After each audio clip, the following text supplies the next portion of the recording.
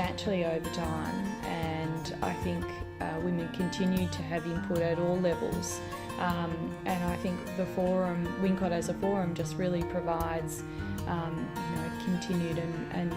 important role for women to gain access to information in a relevant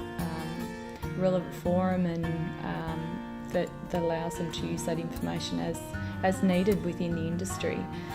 One of the important things that we saw was from the Cotton Consultants Australia is that we had a lot of young women as graduates from university coming out and starting as bug checkers and going on to become agronomists. And what we really wanted to do was retain those women and the flexibility within the workforce and their involvement and engagement with the industry, post decisions to either get married and have a family, and that they could actually continue to contribute to the industry.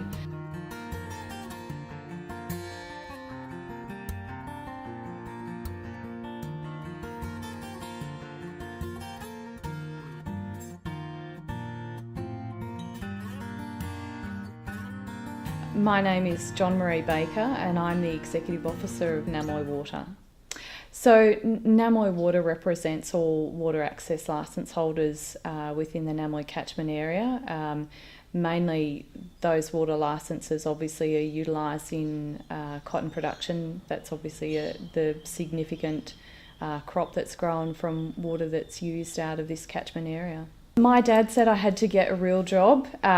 so I came home and started working at McGregor Goulet, which was an agrichem reseller, and I worked for John Goulet, and obviously we supplied a lot of farmers in the Moree area with obviously their chemical and seed, and that was really at the time when we started to see the first GM technology came in the form of Ingard, and it wasn't that long afterwards that I applied for a job with the Cotton Consultants Australia and started that new position in Narrabri. So the Cotton Consultants Australia is the national organisation that represented cotton agronomists and consultants that were working in the cotton industry at the time. So part of that role really, for me, was quite important in the role of obviously cotton production and facilitating the linkage between research and innovative on-farm production, and I think that was really quite an important role that the cotton consultants played in transferring that new knowledge and how that then related to change of practices or improvement in practices on farm. So my role at the moment with Namoi Water, obviously it's really around sustainable water use and really retention of our existing access and entitlement to water, because really I think one of the most limiting factors today is not necessarily land area, it's really around water availability, and how that relates to the level of cotton that's produced each and every year is a function of how much water we have available to us.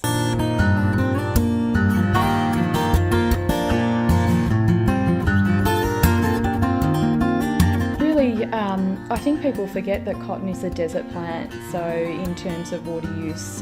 one of the really good things that we're able to talk about is the direct comparison to people, to the amount of water that someone might use on their front lawn in comparison to the water efficiency of a crop like cotton. And I think it's primarily that misperception is really around the perception of the size of the storage dams in relation to seeing water run through a production system. So really at the same time for us it's about making sure that people have the right information available to them, and I think one of the great advantages of the Australian cotton industry is that it's always transferred information from cutting edge research right through to production levels and water use efficiency Australia definitely leads the way. So it's been an industry that's always challenged itself to do more, and I certainly think that we'll see in the future that the industry continues to improve on its water use efficiency. Wingcott, so that was a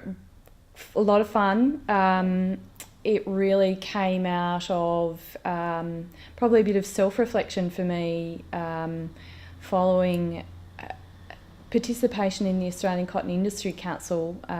When it was commenced, I was probably one of very few women that was a delegate or an alternate to the council when it started. And so I really, a lot through probably my main mentor, Chris Lehman, was around how discussions around, how fortunate I felt that I had access to a lot of information and knowledge from both the research community, who are always so willing and genuine and able to, give generously of their time, and certainly the cotton consultants were the same. And I really felt that we should really be encouraging more women to participate at whatever level they chose within industry leadership positions, and that the opportunity that I had been provided and the mentoring and really support and encouragement, if I was able to do that in a little way for other women within the industry, I thought that would be giving back. And so how it all started was really we were encouraged by CRDC, and in Helen Zilm was actually contracting for CRDC.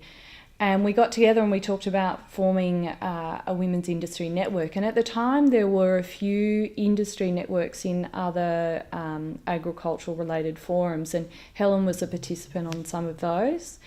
And at the Cotton Conference in 2000, I think it was, Helen and I talked to a wide range of our networks, and we talked to a lot of women about, would you be interested in a women's industry network? If we formed one, what would it look like? What would it do? What role would it have? And so immediately after that Cotton Conference, Helen and I came back and talked and decided that we would hold an inaugural meeting, which was here in Narrabri, and it was actually at the RSL. So I think Anne Coote was there, Susan Cush, myself, I can't remember all of the attendees, but certainly there were enough women there to show us that there were people that were interested in our idea and concept. And so it really went from there, and it was really about providing an opportunity for women within the industry at whatever level they were participating to gain greater knowledge and understanding, and hopefully to encourage them to participate at higher levels, whatever that might have been, for their level of participation within the industry. So Helen Zilm was actually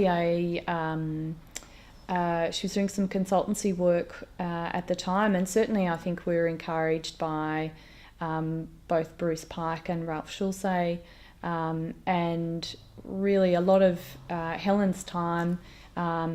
was, in terms of organising Wingcott, and my own time, we funded that ourselves, and really it was from that passion of being able to, encourage more women to participate at different levels within the industry and to have a diversity of opinion and leadership skills. And I think that's really what we felt was an advantage that women could offer the industry, is, a different level of thinking in terms of some of the more complex issues that we were solving, that diversity of opinion was something that the industry would really benefit from. So that was, I think, been one of the great things. And falling out from that, I applied for the 2001 Rural Industries Research and Development Corporation Rural Woman of the Year Award, and was successful in winning that. And part of that allowed me to run the Wingcott Skills Development course, and with Joe Eady and a few other facilitators, researchers from out at ACRI,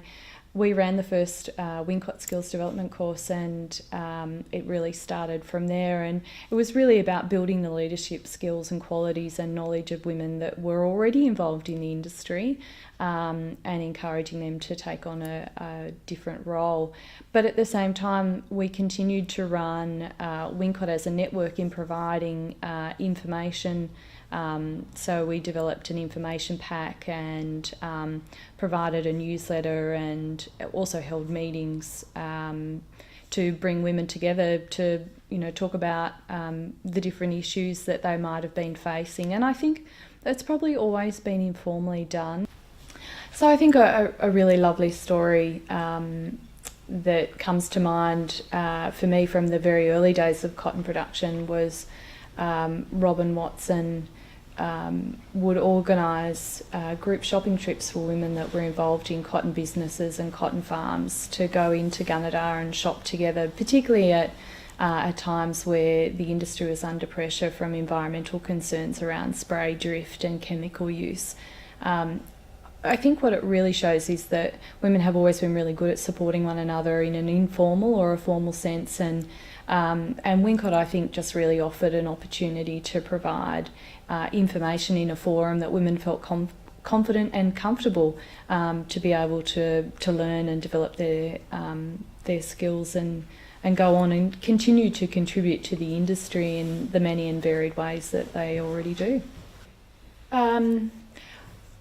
I think from my perspective, one of the really nice things is having been involved in Wingcott for a number of years in the beginning was just to see it continue on. So I think the really valuable lesson for me is that the role that Wingcott has played and continued to play is really important, in that the industry has taken it on and it's continued to have value. The industry has changed substantially over time, and I think women continue to have input at all levels. And I think the forum, Wingcott as a forum, just really provides, continued and important role for women to gain access to information in a relevant forum, and that allows them to use that information as needed within the industry. One of the important things that we saw was from the Cotton Consultants Australia is that we had a lot of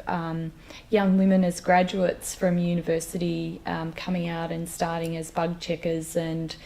going on to become agronomists. And what we really wanted to do was retain those women and the flexibility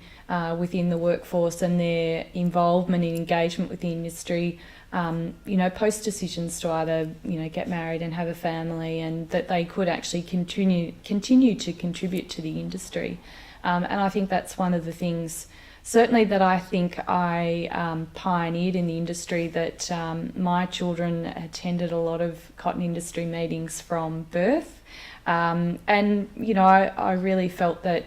probably at the time I didn't feel I was breaking any barriers. I just felt that I was probably continuing to fulfil my role as executive officer and, attend meetings and be flexible within how I did that. And obviously having children was just part of where I was at the time, and I just made that fit, and nobody really minded. I mean, I think,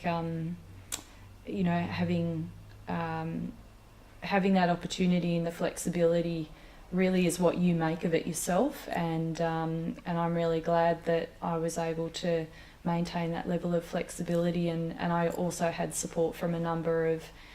people within the industry to be able to do that. So yeah, I certainly think that's been a change.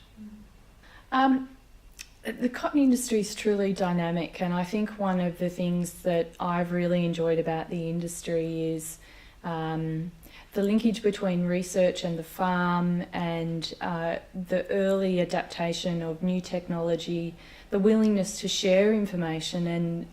I think that's really the advantage that the Australian cotton industry has over its competitors, that the industry has really been about learning and continuing to strive for high levels of production, low level of environmental impact, high level of water use efficiency, and they've done that through sharing the learnings from one grower to the next. And at an industry scale, I think there are very few industries that rival the cotton industry's capacity to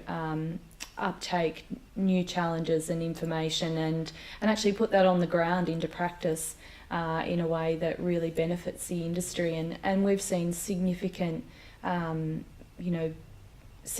benefit to the industry for that willingness to share information and try things that are new. So I think that's the thing that I've really enjoyed about this industry. You cannot go past cotton sheets, crisp, clean, slightly ironed cotton sheets. There is nothing better. That is my most favourite thing.